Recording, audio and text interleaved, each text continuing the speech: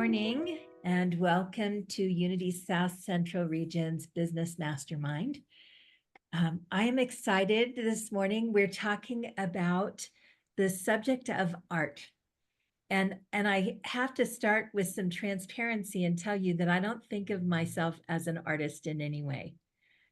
It's just not ever been, some people think of themselves as athletes and some people think of themselves as artists, and people or craftsmen or whatever it is. People have different ways of defining themselves. And I don't ever think of myself as an artist because I don't think of public speaking as an art.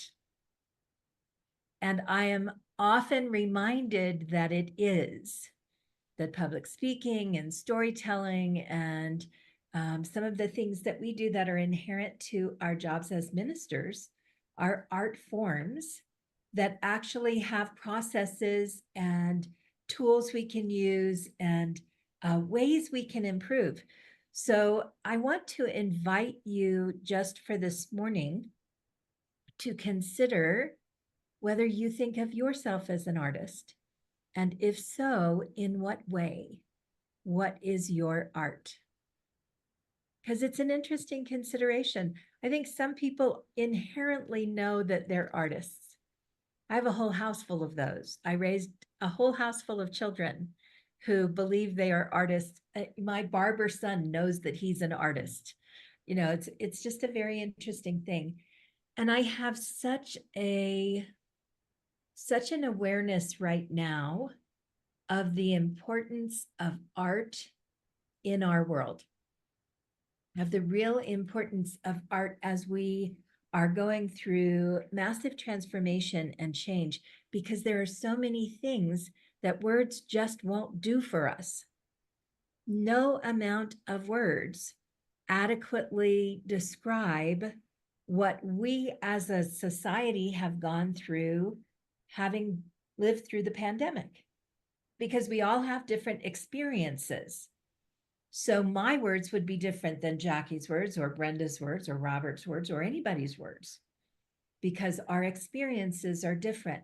So the reason that I added this class on art integration in our services this year, in our business mastermind schedule for this year, is because use of the arts allows us to not only express personally in ways that we would not normally express, in ways that call on a different part of our being than our words and our stories do, but also pull out of other people different emotional responses and different awarenesses than what we can present in words.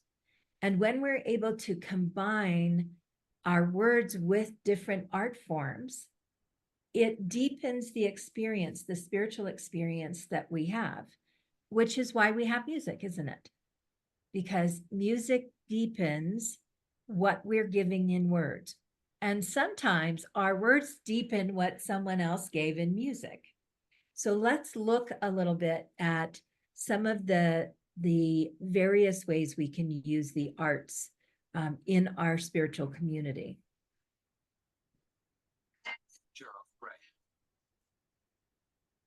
Sorry about that.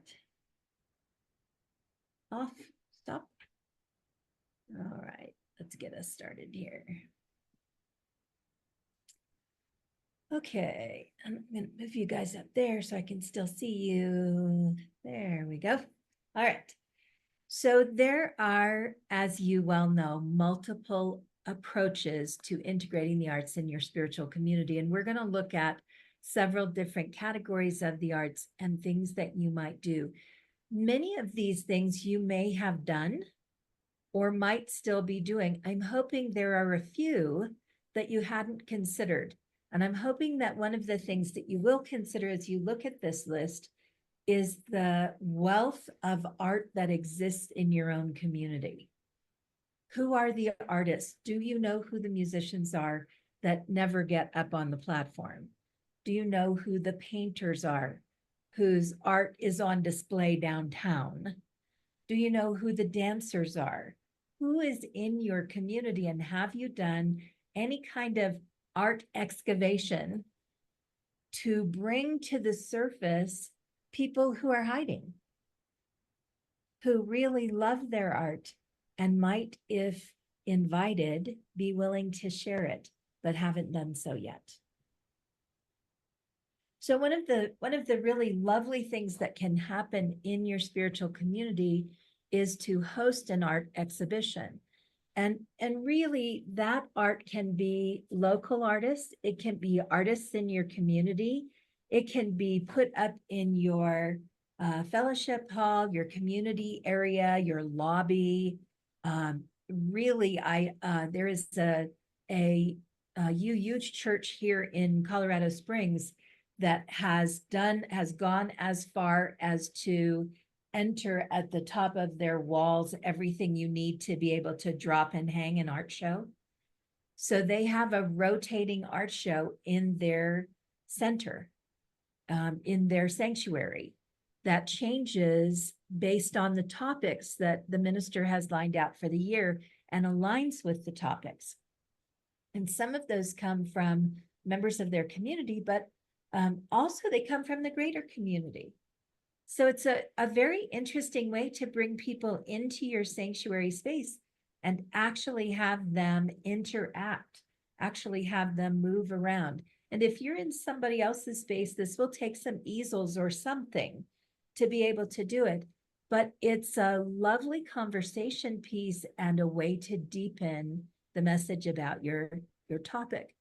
Another area that you might consider when it comes to visual arts is you might consider having an art class. Maybe you're working on a topic like compassion.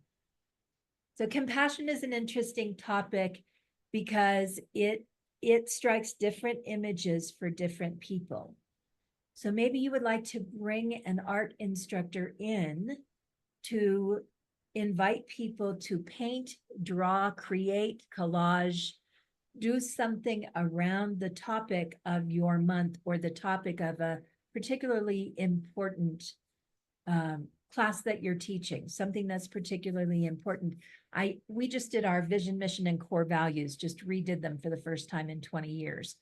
And I'm thinking about doing a collage workshop on that because I think it would be such a great gift for people to look at those words and start to put images behind them, start to image out who we are in this mission, what these core values look like, and then invite sharing about them as a community. I think it will really deepen the experience.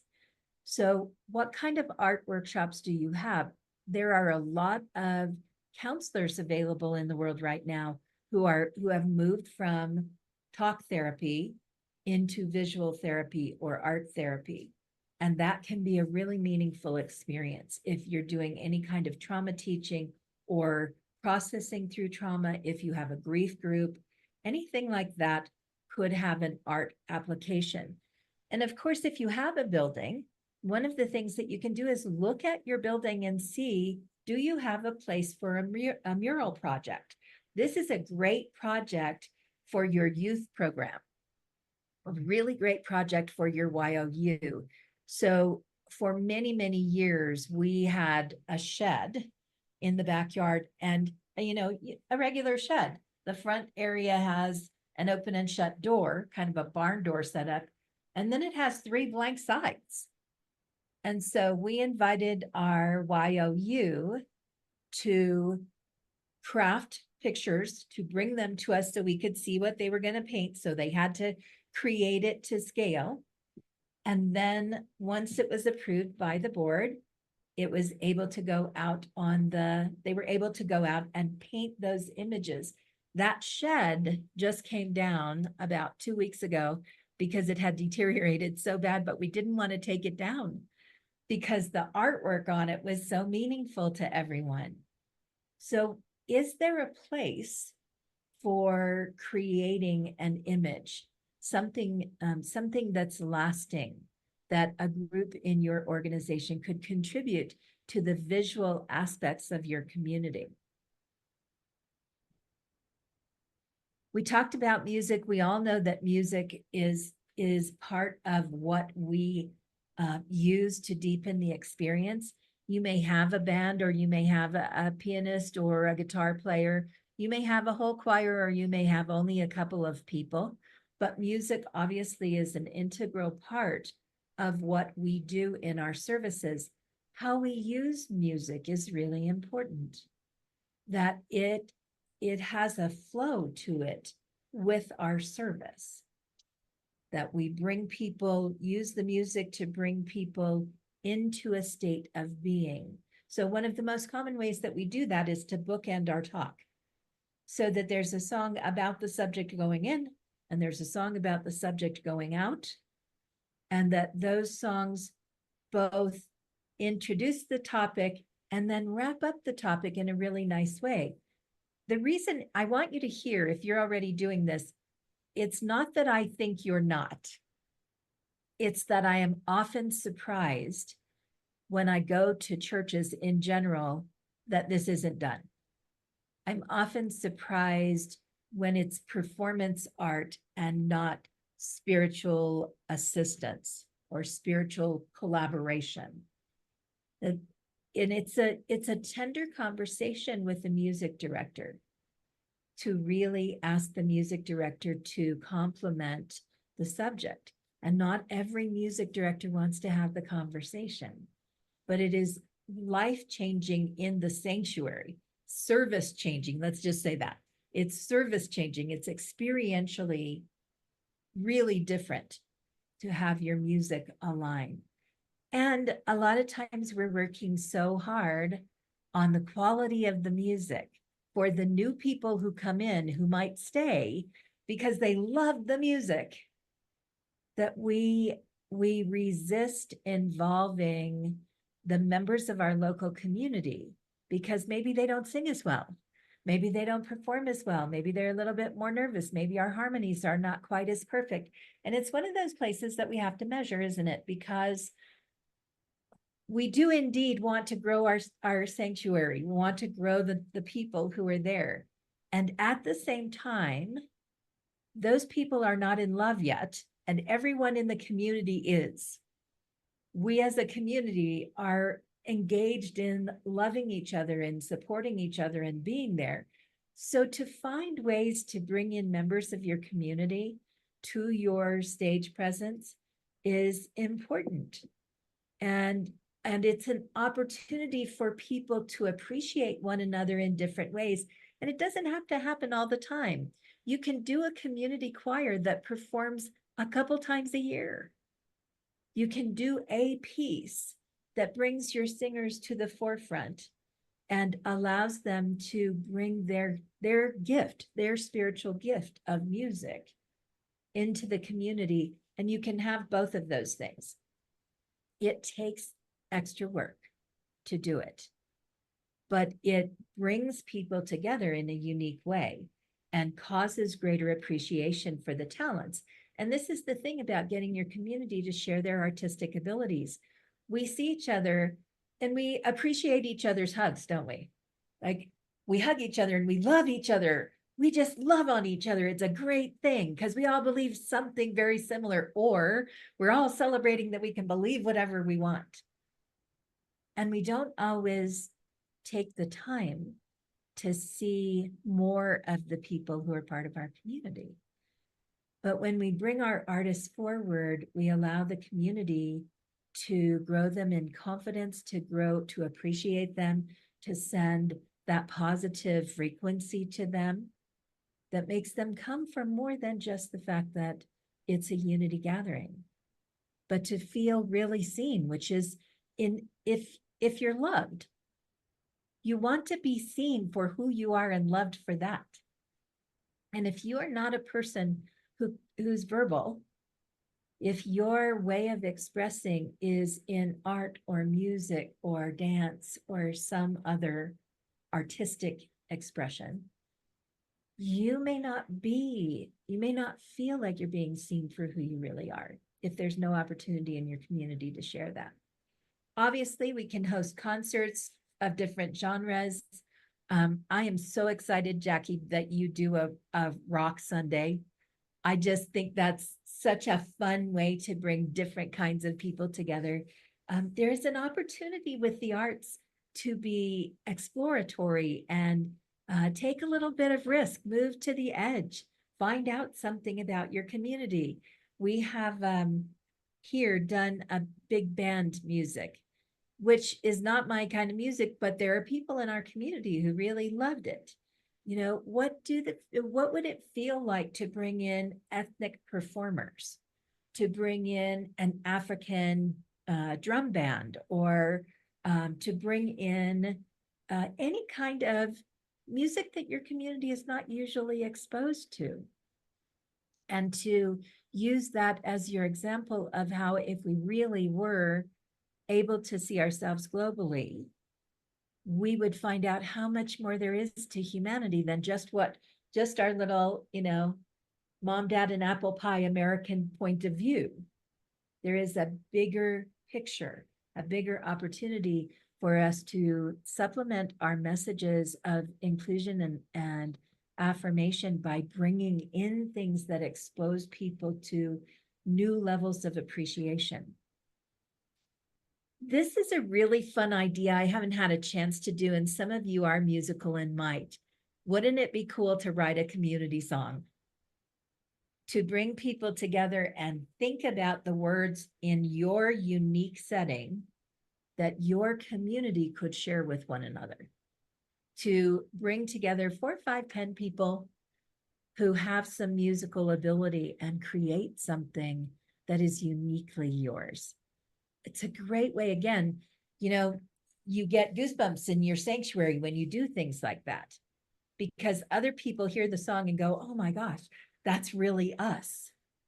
But it's a different way of expressing, and something they can take home with them, listen to, and stay connected with. Theater and drama, Christmas plays with your kids, it's always work to get your teachers to do this. It's a big job because you got to get the kids to come consistently enough to learn their part. But everybody in the community comes, don't they? They all come because they want to see the kids sing, and they want to support the kids. They want to see the kids do their Christmas play. We have some great Christmas programs on the Unity Minister resource list. They're in the files. They're probably pretty deep, but you can find them in there, or you could just go on that list and ask. There are some things that have been written or gathered that are theologically correct for us, where the adjustments have been made, and it's not too hard to pass that on to somebody in your youth program and have them move forward. But it doesn't have to be your kids. It can be anybody in your community who maybe you do a reader's theater piece as part of your Christmas play. Maybe you bring 4 or 5 people together to read different sections rather than just the normal people. Maybe you create some sets, make something look different on your platform. We do these things kind of around the holidays because we want to do something big and splashy, but it's nice to do them at unexpected times, and nice if you can pull somebody from your community into a leadership role there. This can be done really nicely with poetry readings, anything that is improv. We're going to have a talent show. You can sign up, you can step up on the platform and say a few words that particular day. You just have to sign up. We don't have to know what you're going to do. And that, of course, takes knowing your community, knowing whether that's a safe thing. Not everybody's, some of you will have gone, oh no, I can never do that. There are some people who will take advantage of that. Another thing is to create a drama community who wants to act out pieces, who wants to play into particular lessons, because it's fun. And when we work in drama, the great gift is that people are able to experience emotions when they're playing a role that they won't let themselves experience in their regular life. And there is a massive level of understanding that comes from that comes from actually playing out a particular role and suddenly realizing there's somebody in the community who actually lived that. And now I understand more about why they are the way they are, or what is under their skin, or how I might relate to them better, how I might be in service or in support of them better. So there's a tremendous spiritual opportunity for unique experience through theater and drama. I love this quote. The artist is not born to a life of pleasure. He must not live idle. He has a hard work to perform, and one which often proves a cross to be borne. I don't know how many of you have friends, or maybe you're artists yourself, or as I explained to you, I have a house full of artists. And the reason I appreciate this so much is that I have watched my children move all kinds of things out of their life in order to have time for the art that pours through them that they cannot hold back. That there are things that need to come from them that are as real as the very breath they breathe. They're part of who they are. And artists who are passionate about something have a need to live into that art. And that's, again, why I bring this subject to the table, because you have hidden artists in your community who are passionate about what they do, who live and breathe it, and maybe don't know how to speak about it. So it falls to you to consider how you can invite them to surface themselves and to share more of what their gifts are in the world. United Christian, that's not the name of the church, UCC, United Church of Christ, does a lot of liturgical dance, and I have been there to see it, and it's breathtaking, just breathtaking to see the movement, the embodiment of spirit moving in a community. Who are the dancers? Not everybody has room. We have a very small platform, and our chairs kind of come right up to the front. We don't have a lot of room for dancing. I think we'd have to do something outside or be very creative. But liturgical dance can really emphasize something. And for people who feel embodiment when they see it, it can move them in ways words never will. So who do you have? Liturgical dance is a specific art. It's a specific training.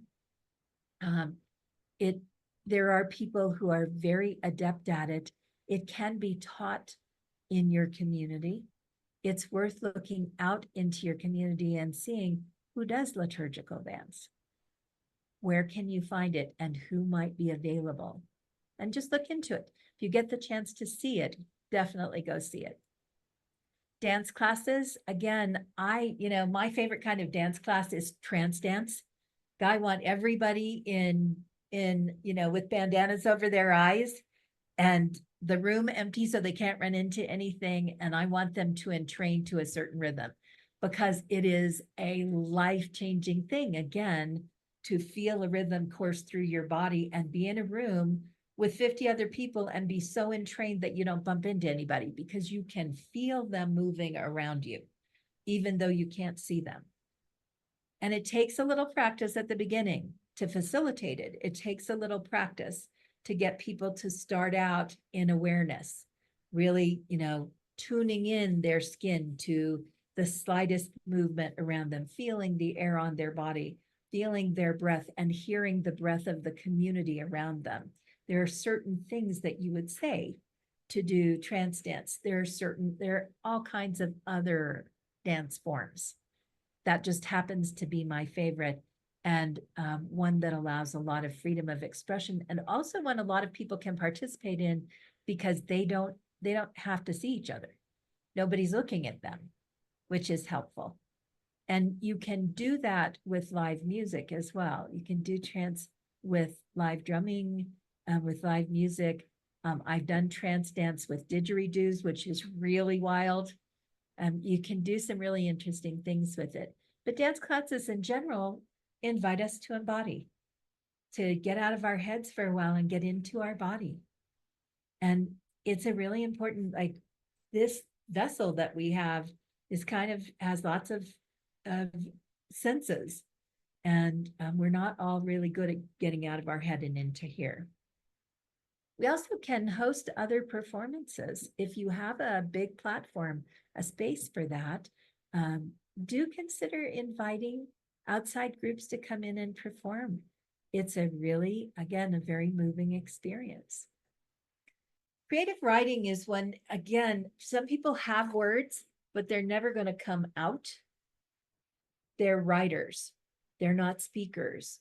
Workshops on how to write poetry can be really heart opening, really invite people to understand that the way they use their words don't have to be in a certain form.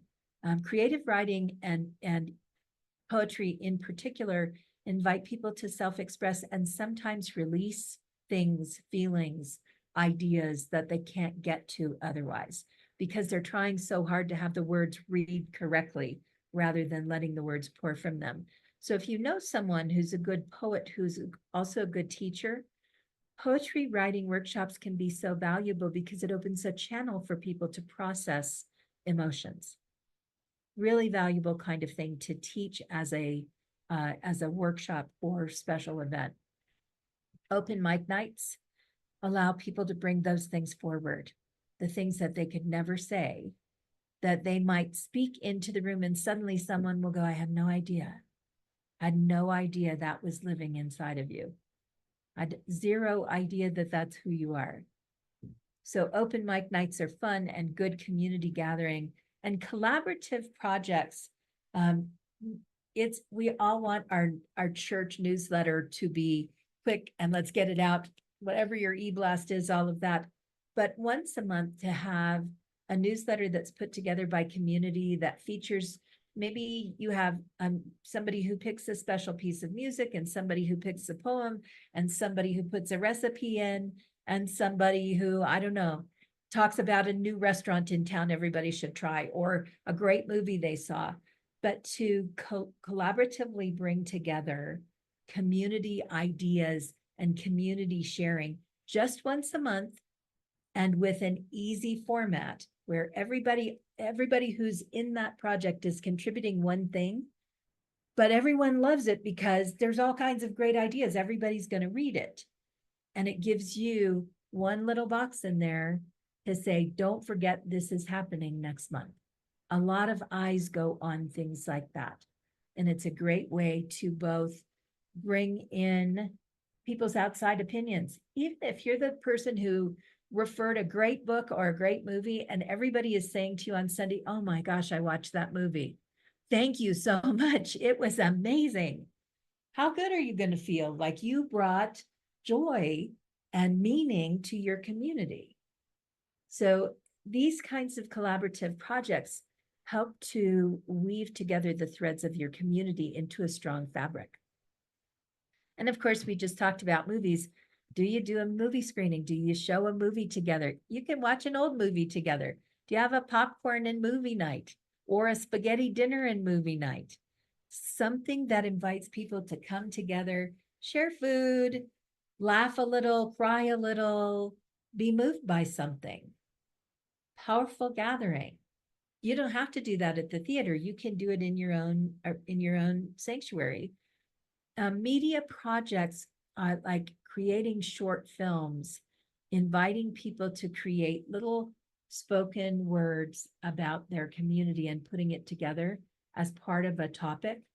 You know, would you step in this office and just tell us what compassion means to you? And then edit all of that together. So when you're teaching, you have the opportunity to pull the voices of your entire community in. Mother's Day and Father's Day are really good days to do this. Tell me what is something about your mom.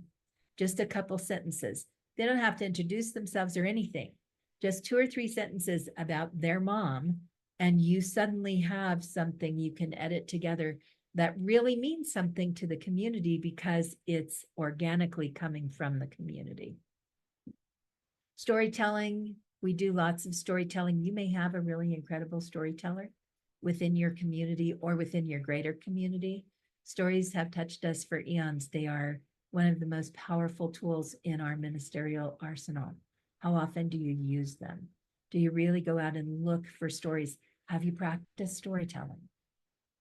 To really be able to tell a story well and move people is an art, and one that we as ministers want to develop, and certainly one we want to cultivate in our community if we have people who enjoy it. And video collage is another art form for, if you have younger people especially, video collage is really fun. Go grab bits and pieces of videos that are important to you and put something together, and let's come together for a viewing. We'll do a viewing for the community. You could do that with your YOU. They would have so much fun. Give them 3 topics, and every Sunday for however long, however many kids you have, show, 1 3-minute video collage on a topic from your YOU. It's great for people to see the kids. It's wonderful for them to grow with your youth department, to grow with the people who are there, and to come to appreciate how deeply they experience things. So I have lost my cursor. There it is. Okay. Craft fairs. We like to do them at Christmas. Come and sell your craft. It's sometimes, when we say we're going to have a craft fair, it feels like what they did in my mom's church. We always had the Christmas craft fair, but people make really cool things and they love to come and shop with one another and share that. You could do Christmas in July, or, pottery show, or any kind of spiritual art with spiritual significance. This is our spiritual art show, and there will be all kinds of things that you can purchase. Creating prayer beads, things like that, really meaningful. For some people, being able to, I mentioned crosses on here. What I was actually thinking about is there's a way of weaving together what's called a Breed's Cross, which happens in February, and it's a time of light and blessing that goes along with Candlemas and all the things that happen at that first part of February. And the weaving of it is really a sweet meditative experience. There are lots of sacred objects that you can make that people will take home and use and stay connected with you. You can teach a class on making incense. You can teach a class on blending oils. You can teach a class on so many different things. Prayer beads are a really nice one because they have a feel and they can be used in meditation every day. But these, again, are touchstones for your community. They're ways that your community remembers it's part of your community and remembers its spiritual work. And that is our objective all the time, isn't it? To take the spiritual work that we do on Sunday and move it out into the world, that they will have it at their fingertips, at the top of their mind, at the front of their heart, for all of the challenges that come up. So when we give them tools that they handmade and we imbue them with blessings while they're making them, and we send them home, then they are able to touchstone back into the feelings and understandings that we offered them in the teaching. Community projects like knitting prayer shawls for the hospital. A lot of people do that. Making banners for the church that are just fun. We have one big window on the outside of our sanctuary, and we have a big roll of butcher block paper that just butcher paper, not butcher block. That's something different. Big roll of butcher paper that fits that just about perfectly. So either having your youth do it or having your women's group or your men's group, don't miss the Mother's Day breakfast and let the men create the art. How fun is that? Make them sign it. Compliment them on Sunday morning about their great artwork.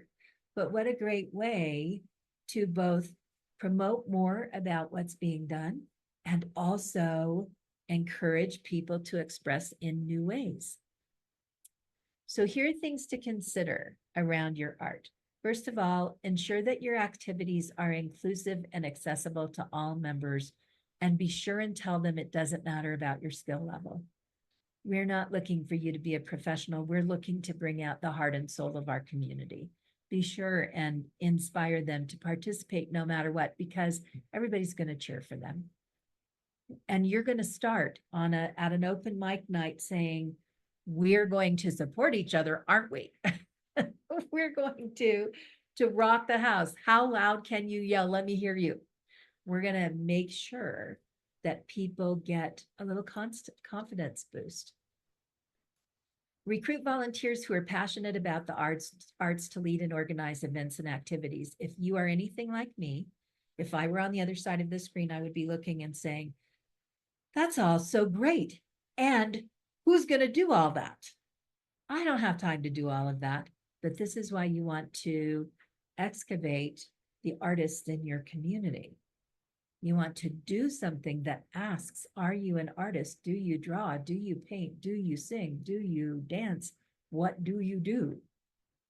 Please let me know. And then you can begin to have conversations and invite people into these ideas. Invite them to take some leadership.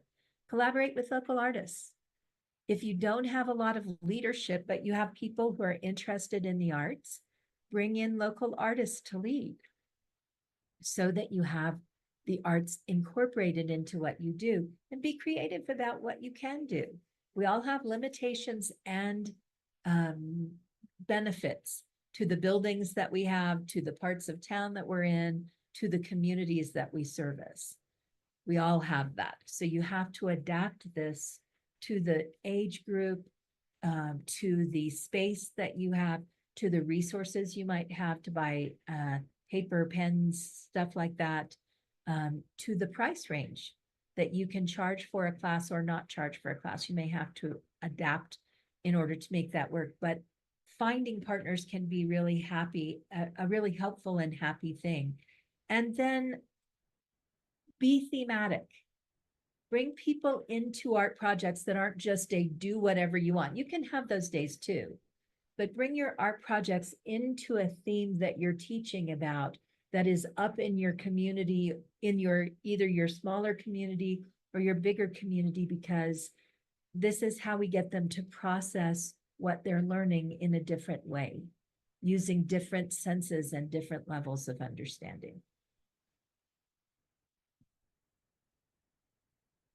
I just talked about this. Enhanced experience, community building, spiritual growth. These are your big benefits, your big takeaways.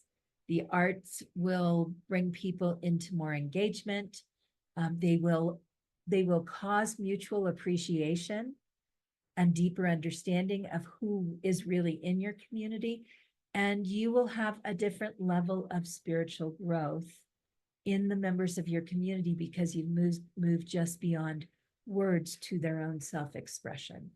So these are all good reasons to incorporate art in what you're doing.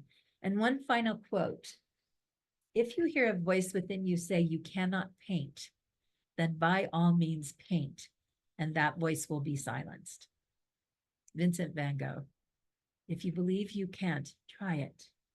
You will find out that you can.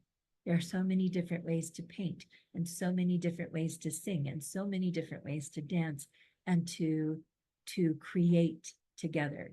We are such an amazing, brilliant species when it comes to our innovation and creativity.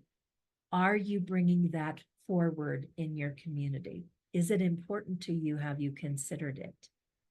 Because it is a valuable, valuable gift you can give to the people you serve.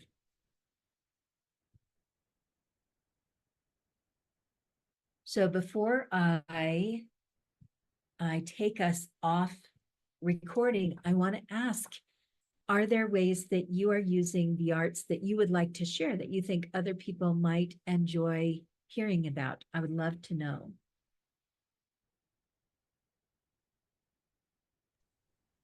We do lots with the art, and I'll share briefly one thing that worked really well. It was called Expressions Group, and we have a retired theater professor in our congregation, and he wanted to start this group And the real like purpose of it was to help people overcome fear of public speaking and to hone public speaking.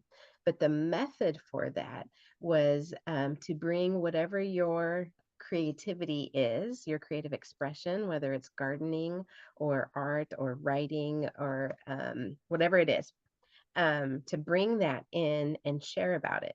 So you weren't creating during the time, you were talking, and everyone was sharing about whatever their own. So either pictures of their garden, or they might read a sample of their novel that they're working on, or whatever it is. But they're learning how to present and communicate in front of people, a small group of people, about something that is very personal and that they're presumably passionate about. Um, the group didn't ever really get very big. I don't think there were ever more than 10 people that participated, but it was a pretty dedicated group. And then it kind of just, I think it lasted maybe a year or so. But that went really well. Awesome. And that's true, right? Some things, sometimes people just, they're, whatever it is, it lasts for a little while, it does what it needs to do, and then it's done. Brenda? This was more for our youth, but we didn't have any youth show up, so we just did it as a community. So our youth director had paint, and then we had extra ceiling tiles. And so what we did, we just had everybody just paint or, write in paint, whatever they wanted to. And then we put the ceiling tiles up in the ceiling. So every time you go in that space, you see all the different colors and all the different sayings, some people's, just wrote, "We are one," things like that. So it added a lot to that space that was kind of blah. So Nice. I was just remembering, when I first came here, there was a quilt that had been made at some time. Our community is 101 years old this year. And so we've been around for a long time, and there was a quilt that had been passed up and up and up through the years that was at some point made by some year in the community where everybody cut out their handprints and put their handprints on there and wrote a little message in marker that would be removed, and then a quilting team quilted it all together, and it was spectacular, just spectacular, just such a cool thing. And we didn't have a wall in this. It had to be done before we were here because it at one point hung in the community, and we don't have a wall that it can fit on. So but what a cool project to see that kind of piece of community. And we, one year when we had Christmas fell on Sunday, and so we had Santa Claus here, and we put it on the floor, and all the kids sat on the quilt, kind of held up by the ancestors of our community. It was spectacular. It was so much fun. So there are lots of things that can be done with those messages, lots of ways. Another consideration, if you have to remodel, if you're doing a remodel project, is give people some colored markers, and before you put up the new walls, before you paint, before you do something, let them write their messages into the walls of a room. Let them write the blessings that they want that room to be imbued with. It's a very powerful experience, especially for people who can't talk about it but know what the church means to them. Anybody else? All right, my friends. We have a few minutes left. I'm going to say thank you to anybody who's watching.